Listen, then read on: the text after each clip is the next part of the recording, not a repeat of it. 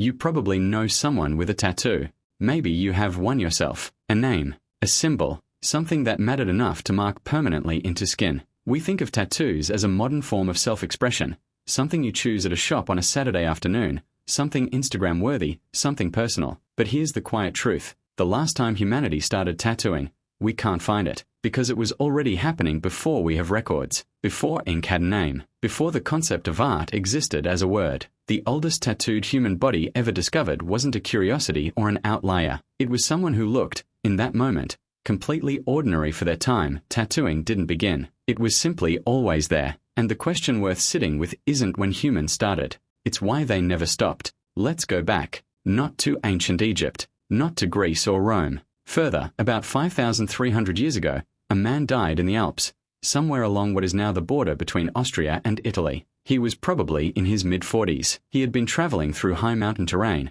and at some point, he was struck by an arrow. He fell. The cold preserved him so completely that when two hikers discovered him in 1991, researchers initially thought he was a recent hiker who hadn't made a home. They called him Ötzi, and when scientists examined his body carefully, they found something unexpected. Across his skin, on his lower back, his knees, his ankles, his wrists, there were 61 tattoos. Small marks, lines and crosses, mostly. Nothing elaborate, but deliberate, intentional, made by someone who knew what they were doing. These were the oldest confirmed tattoos ever found on a human body, and they were placed, almost entirely, over joints, over areas of the body where a person in their 40s, someone who spent their life walking through mountains, would feel chronic pain. That detail changes everything about how we read those marks. For a long time, the working assumption about ancient tattoos was that they were decorative, tribal, ceremonial, symbols of status or spiritual identity, and those things may have been true, but Ötzi's placement suggested something more immediate,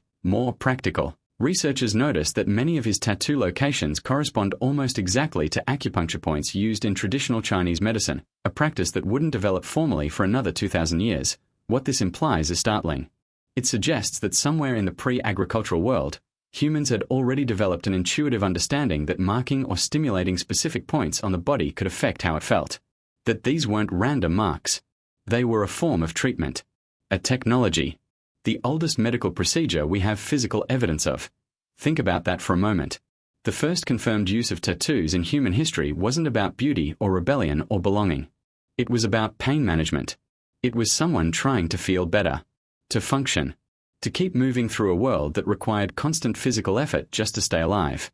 But Ötzi, remarkable as he is, isn't even close to the beginning to find earlier evidence. We have to stop looking for preserved bodies, because those are extraordinarily rare, and start looking at what humans left behind in other ways. Archaeologists working in caves across Europe and Siberia have found small, sharp-pointed tools made from bone that date back 30,000 to 40,000 years. Some of these tools carry residue, traces of ochre, a red iron base pigment, and carbon black. The tools are too fine and too pointed for painting cave walls. Their scale is wrong for that.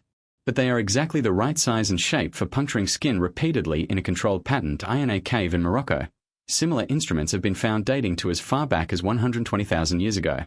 We can't say with certainty those specific tools were used for tattooing, but we can say they were used for something that required precision and pigment. And across the archaeological record, that combination keeps appearing. At a certain point, the question shifts. It's no longer did ancient humans tattoo themselves. The evidence makes that nearly certain. The question becomes something more interesting. What were they trying to do? To understand that, it helps to think about what the human body is, from an evolutionary standpoint. Not a canvas. Not a temple. A walking signal.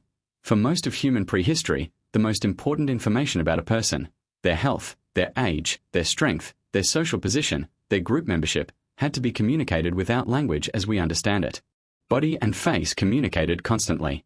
Every scar, every missing tooth, every healed injury told a story. The body itself was a living record. And tattoos may have become one of the earliest forms of wearable information. Who you were related to. Whether you were fertile. Whether you were ill. Whether you were dangerous or safe. Whether you belonged here or somewhere else. Permanent marking would have amplified that signal in a way that temporary paint could not. A tattoo says, "This is not something I put on today. This is something I chose to carry." And in a world where trust between groups was fragile, and survival often depended on quickly reading whether someone was an ally or a threat, A permanent visible mark would have carried enormous social weight. Researchers studying hunter-gatherer communities that survived into the modern era, in parts of Polynesia, the Amazon, Siberia, and sub-Saharan Africa, have found that tattoo practices, even when the groups had no contact with each other, share remarkable structural similarities. Marks given at life transitions. Marks that signal passage from one social role to another. Coming of age. Marriage. Achievement. Loss. Responsibility. Healing. Across cultures, the details are different, but the underlying logic is surprisingly consistent. Humans mark what matters. The completion of a hunt. The survival of a dangerous illness. The specific symbols differ. The logic underneath them is the same, across cultures, across oceans, across 10,000 years. That is not coincidence. That is a pattern that emerges from the same human mind, in response to the same human need, over and over again. And here's what the historical record actually shows. When you look at tattooing across the ancient world as a whole, it appears on every inhabited continent. It appears in civilizations that had no contact with each other.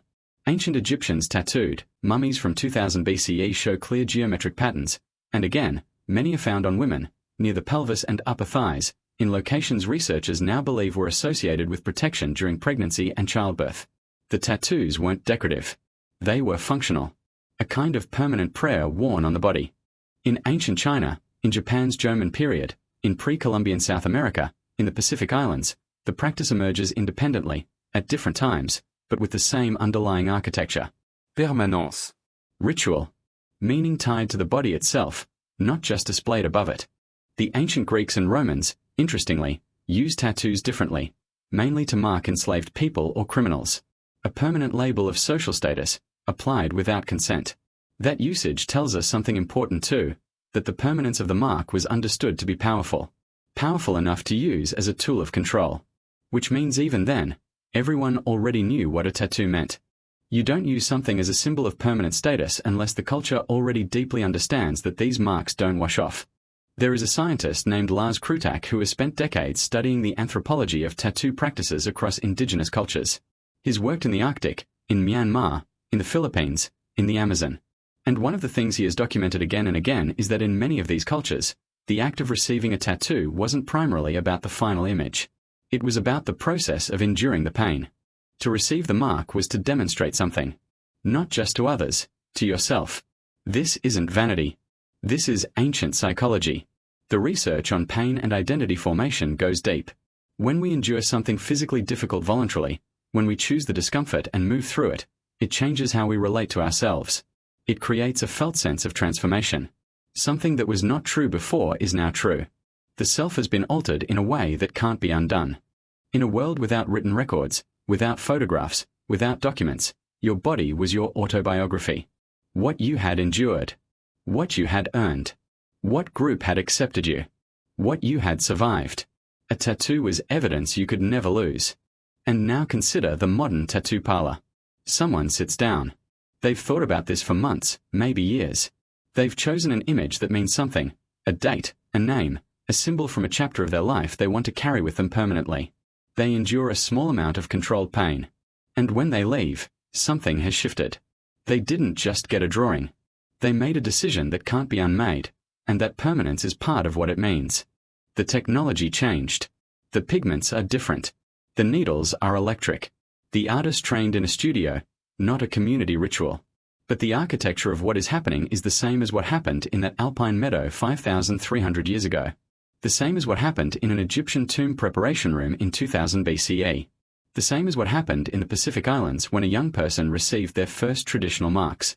We are still doing what humans have always done. We are still trying to make the inside of our experience visible on the outside. We are still using the body as a record. We are still marking the moments that matter enough to carry. The oldest tattooed skin in the world belonged to a man with bad knees and an arrow in his back, walking through mountains in the cold. His marks weren't art, in the way we think about art. They were functional. They were a response to pain and difficulty and the need to keep moving through a hard world. And maybe that's the quietest revelation here. When you look at someone's tattoo, or when you look at your own, you're not looking at a modern invention. You're looking at one of the oldest human impulses we've been able to confirm. Older than writing. Older than agriculture. Older than the wheel. The need to mark what matters. The need to carry memory in the body.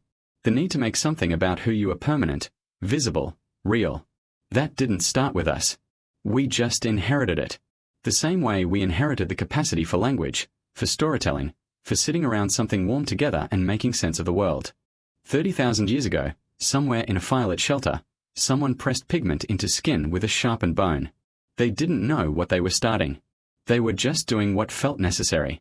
And across all the time between that moment and this one, humanity never stopped. If this made you see something differently, about the body, about ritual, about what we carry, there's more history inside you than you might think. It's been there the whole time.